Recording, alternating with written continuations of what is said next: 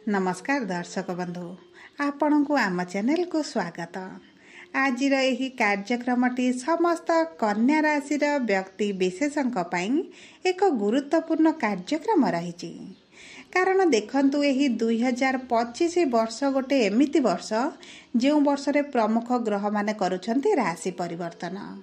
देखंतु यही मार्च मास 29 तारिख दिन शनि कले राशि परिवर्तन, ता सहित मे मास 15 तारिख दिन देवगुरु बृहस्पति करिछंती राशि परिवर्तन। ता सहित देखंतु एही मे मास 18 तारिख दिन दीर्घ 18 वर्ष परे राहु केतु करुछंती परिवर्तन एवं गोटिए राशि रे राहु केतु माने 1.5 वर्ष रहुथिबा हेतु सेमानकु पुनर्बार गोटिए राशि को आसीबा पई 18 वर्ष समय लागि थाए, जहा फल रे एमानकर प्रभाव समस्तक जीवन रे बड़ परिवर्तन आनी थाए। सेति पई एहा एक महा परिवर्तन रहिछि। देखंतु शुभ ग्रह राशि परिवर्तन कले शुभ फल प्रदान करिथांती, तेणु करी तांकर राशि परिवर्तन आपणक जीवन रे एतेटा अशुभत्व आनी न थाए। किंतु जेतेबेले गोटे छाया ग्रह बा पापी ग्रह राशि परिवर्तन करिथांती सेतेबेले आपणक राशि रे कुंडली रे आपणक जीवन रे अनस्टेबिलिटी, उच्च नीच, उथल पुथल भली परिस्थिति मध्य सृष्टि करिथांती। देखंतु राहु केतु हेउछति रहस्यमयी ग्रह, सेथिपई सेमानकर प्रभाव आपणक कलना ठारू मध्य अधिक होइताए। तेबे आसंतु जानिबा राहु केतुंकर एही महा परिवर्तन आपणक पई किभଳି रहइबा, आपणक जीवन रे किभଳି प्रभाव आनिबो, आपणक केउ क्षेत्र को अधिक प्रभावित करिबो। विशेष भाव रे एही 1.5 वर्ष आपण को शुभ फल देव ना अशुभ फल देव सेही विषय रे आलोचना करिबा। सेतिपई आपण आम सह वीडियोर शेष पर्यंत जोड़ी होई रुहंतु। एबे आसंतु कार्यक्रमटी को आगकु बढ़ाइबा, किंतु ता पूर्वरु जदि आपणकर भी कन्या राशि होइथाए एवं आपण भी ईश्वर को आंतरिक भक्ति एवं विश्वास करंती तेबे वीडियोटी को लाइक करंतु एवं कमेंट बॉक्स रे जय जगन्नाथ, जय मां लक्ष्मी अवश्य लिखि दियंतु।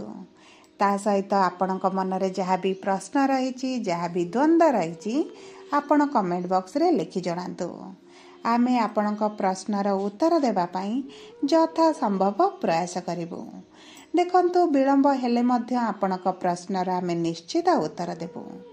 ता सहित दर्शक बंधु जानि रखंतु जे वीडियोर मध्य भाग रे आम सह जोगाजोग करिबा पई एक व्हाट्सएप नंबर टी दिया जाइछि। सेही नंबर माध्यम रे आपण आम सह जोगाजोग करी निजर नूतन कुंडली प्रस्तुत करि परिबे, किंबा आपणकर शिक्षा, स्वास्थ्य, प्रेम संपर्क, विवाह, चाकरी को नहीं जदि किछि समस्या रहिछि ताहार सहजरे समाधान करि परिबे। एवं जदि आपण विवाह पई कुंडली मेलक करिबाकु चाहुचंती ताहा मध्य आम सह जोगाजोग करि परिबे। सेति पई आपण आम सह वीडियोर शेष पर्यंत रहिथांतु। एबे आसंतु राहु केतुक विषय रे टिके आलोचना करिबा।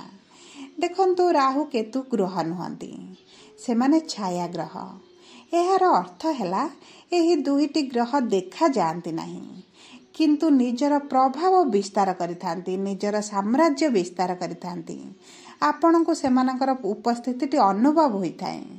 देखंतु राहु हेउची भ्रम, चतुराई, समझदारी, रणनीति, कूटनीति, मन भितर संदेह, द्वंद्व एही सब हैला राहुर प्रभाव बा आपण यार तांकर प्रतिभा बोली मध्य कहि पारंती।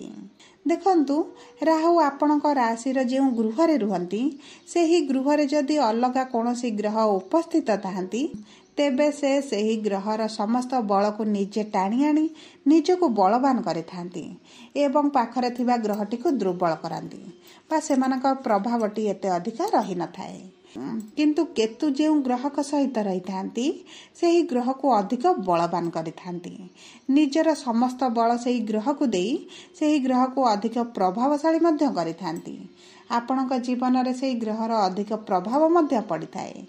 सेतिपई देखंतु राहु ठारू केतु किछि कांशरे शुभ फल प्रदान करि थांती। ता सहित जानी रखंतु जे राहु केतु अन्य ग्रहंक भली आगको गति करि नथांती। सेमाने सबुबले बक्री स्थिति रे रही थांती एवं बक्री स्थिति रे बा पछकु गति करि थांती। सेथिपई सेमानकर प्रभावटी बहुत मात्रा रे खराब प्रभाव पड़ी थाए। तेबे आसंतु देखिबा आपणक राशि रे राहु केतुंकर स्थिति किभଳି रही, सेमाने आपणकर केउ गृह को जिवे एवं पूर्वरु केउ गृह रे रही आपणको प्रभावित करुथिले। देखंतु आपणक राशि रे केतु विराजमान करथिले एवं आपणक सप्तम गृह रे राहु विराजमान करथिले। तेणु करी केतु आपणक राशि रु बाहरी आपणकर द्वादश राशि को गोचर करिवे। राहु आपणक सप्तम गृह रु बाहरी आपणकर षष्ठ गृह को गोचर करिवे। सेतिपई आपणकर षष्ठ गृह एवं द्वादश गृहटी प्रभावित हेबो। तेबे आसंतु जानिबा राहु आपणकर षष्ठ गृह रे आसी किभଳି फल प्रदान करूछंती। देखंतु राहु आपणकर षष्ठ गृह रे रही आपणक षष्ठ गृह हला रोग ऋण एवं रिपुर गृह। ता सहित मन रखंतु राहु आपणकर राशि र त्रिकोण रे रहिले बा आपणकर तृतीय गृह षष्ठ गृह किबा द्वादश गृह रे रहिले अधिक सफल प्रदान करिथांती। कुंडली रे हे तीनोटी गृह को अशुभ बोली कुहा गले मध्य राहु सेठारे शुभ फल प्रदान करिथांती। सेतिपई एही राहु केतुंकर गोचर आपणक पई शुभदायक रहिबो। कारण आपणकर जो शत्रु माने आपणको प्रभाव पकाउथिले, आपणको कार्य रे बाधा विघ्न सृष्टि करुथिले, आपणको जीवन रे बहुत गुडी समस्या आणुथिले, राहुंको प्रभाव रे सेमानकर प्रभाव कमी जिवो। सेमानकर जो समस्या सृष्टि करथिले ताहा मध्ये कम होई जिवो। विशेष भाव रे कहिबाकू गले आपणकर शत्रु माने नाश जिवे, आपणको ठारु दूरता बनाइबा आरंभ करिवे। ता सहित जदि आपणकर कोनोसी भी स्वास्थ्य समस्या थिला किंबा दीर्घ दिन हला कोनोसी स्वास्थ्य समस्या दे आपण गति करूछंती, पीड़ा रे अछंती, तेबे आपणकर एही स्वास्थ्य समस्या मध्ये दूर होई जिवो। आपणक स्वास्थ्य रे धीरे धीरे आपण उन्नति देखिबे। आपणकर जो पूर्वरु समस्या रहितिला ताहा दूर होई जिवो।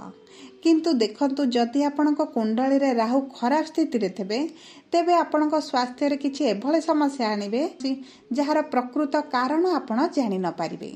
आपणको सबुबले शरीर असुस्थ रहिबा बळे अनुभव हेबो, किंतु एहार प्रकृत कारण आपण बुझी पारिबेनी। सेथिपई मध्ये आपणको कुंडली को विश्लेषण करेबा अत्यंत आवश्यक। ता सहित देखंतु आपणको रोग ऋण रिपुर गृह मध्ये हेउची एही षष्ठ गृह। आपण जदि पूर्वरु ऋण देथिले, आपण काटू करज आनिथिले, धार आनिथिले, किंतु अर्थ सुझी पारु नथिले, तेबे आपणको अर्थ सुझिबार समय आसीगला। आपण एही 1.5 वर्ष मध्ये निजर अर्थ पैठ करि पारिबे, करजरु मुक्त हेबे एवं जहाँ भी आपणकर धारे करज चलीथिला ताहा आपणकर संपूर्ण होई जिवो। ताहा सहित देखंतु जे व्यक्ति माने लोन करिबा पई चाहुथिले किंतु लोन करिबारे विलंब हेउथिला, सेमानकु लोन मिली पारु नथिला, सेमानक पई भल समय रहिछि। आपणकर लोन होई जिबार बहुत अधिक संभावना अछि, किंतु टिके विलंब होई पारे, किंतु आपणकर कार्यटी संपन्न होई जिवो। जदि आमे केतुंकर गोचर को देखिबा तेबे केतु आपणक गृह रे रहितिले एबे द्वादश गृह को गोचर करिवे एवं केतु द्वादश गृह रे रही आपणको धार्मिक बनाइबे। आपणकर आध्यात्मिक दिग प्रति आग्रह बढ़िबो। आपण पूजा पाठ ईश्वरक प्रति भक्ति आपणकर वृद्धि घटिबो, जहा फल रे आपणक जीवन रे गोटे अलग परिवर्तन आसी जिवो। जो परिवर्तन आपणक सांसारिक जीवन रे जो दुख पीड़ा कष्ट रे रखुथिला ताहा आपणको दूर को नै जिवो। ता सहित देखंतु आपण जदि विदेश जीवाकू चाहुथिले किंबा कोनोसी धर्म यात्रा करिबा पई चाहुथिले किंबा आपणक मन रे किछि दूर यात्रा करिवार इच्छा थिला, तेबे आपणको दूर यात्रा मध्य कराई पारंती। आपण कोनोसी एक तीर्थ स्थान को जाई पारंती एवं देखंतु आपणक जीवन रे ही परिवर्तन एटी बहुत महत्वपूर्ण रहिबो। आपण जदि मेडिकल रे जॉब करिसंती, मेडिकल रिलेटेड कोनोसी कार्य करूचंती, तेबे केतु आपणको सफलता देबे। आपणक कैरियर रे ग्रोथ आनिबे, इनकम रे वृद्धि कराइबे एवं देखंतु जदि आपणकर केतु नीच स्थिति रे अछंती आपणक कुंडली रे, तेबे आपणको हॉस्पिटल रो चक्कर काटिबा को मध्य पड़ी पारे, बिना कारण रे बारंबार हॉस्पिटल को दौड़िबा को मध्य पड़ी पारे। सेतिपई किछटा उपाय बा प्रतिकार आपणको वीडियो रे शेष भाग रे कुआ जिवो, जहा फल रे आपणकर एही खराब प्रभाव को किछि मात्रा रे कम करि परिबे। ता सहित देखंतु आपणक वैवाहिक जीवन रे एही जे द्वंद्व मनमालिन मतांतर भली परिस्थिति चलीथिला एही 18 तारिख पर दूर होइजिबो। कारण केतु आपणक विवाहर गृह रे रही आपणक वैवाहिक संपर्क रे बहुत समस्या सृष्टि करुथिले। विशेष भाव में देखंतु आपण जदि अविवाहित अछंती विवाहर योजना रे रहिथिले बहुत दिन हला विवाह पई योजना करूछंती किंतु विवाह होई पारु नाही तेबे आपणकर विवाह एबे हेबार बहुत अधिक संभावनाटी बढ़ी जाउछि। आपणक विवाह फिक्स होई पारे किंबा विवाह होई पारे। ता सहित जदि आमे देखिबा आपणक मन रे आपणक क्यारियर को नै जे संदेह द्वंद्व रहुतिला आपण जो असंतोष मनोभाव रहितला ताहा आपणकर दूर होई जिवो। आपण मानसिक स्तर रे बहुत रिलैक्स अनुभव करिवे। आपणक मन रे चिंता दुश्चिंता गुड़िक दूर होई जिवो। देखंतु राहु केतुंकर एही परिवर्तन समस्त कन्या राशि रे व्यक्ति विशेष मानकु जेतिके अशुभ फल देबो ताठारु बहुत अधिक शुभ फल प्रदान करिबो।